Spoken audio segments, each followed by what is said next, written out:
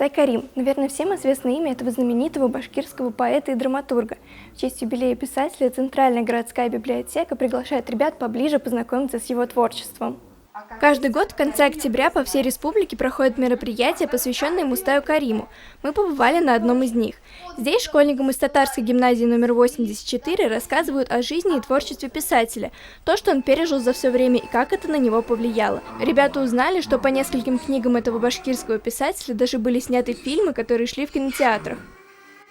Лер, расскажи про мероприятие. Мы узнали о его биографии, а также посмотрели фильм, посвященный ему. Как ты думаешь, почему нужно знать таких писателей? Я сама из 84-й гимназии, и мы сюда пришли узнать много писателей. И на следующем уроке башкирского языка мы будем рассказывать, что мы сегодня узнали. Многие из гостей уже были знакомы с творчеством Мустая Карима и прочитали наизусть несколько его произведений на мероприятии. Все, от мала до велика, а некоторые даже по два. Каждый выбрал стихотворение по душе и постарался передать его настроение. Автор писал свои работы в военное время на фронте. Довольно сложно воссоздать тот настрой, однако все выступили на высоте. Этот писатель словно Пушкин, только в башкирской литературе. Тимур, с какими произведениями Мустая Карима ты знаком? Я читал книгу «Долгое-долгое детство». Там написано про самого Мустая Карима в детстве.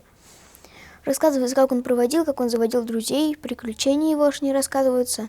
Рассказывается, как он взрослел, как он пошел в армию, что он там делал, как он получил ранение. Как ты думаешь, почему его произведения актуальны до сих пор? Потому что темы его стихотворений затрагивают и нынешнее поколение.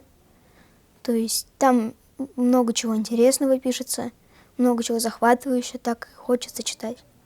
Помимо устной части организована выставка, посвященная театральной жизни Мустая Карима и его вкладу в развитие театра.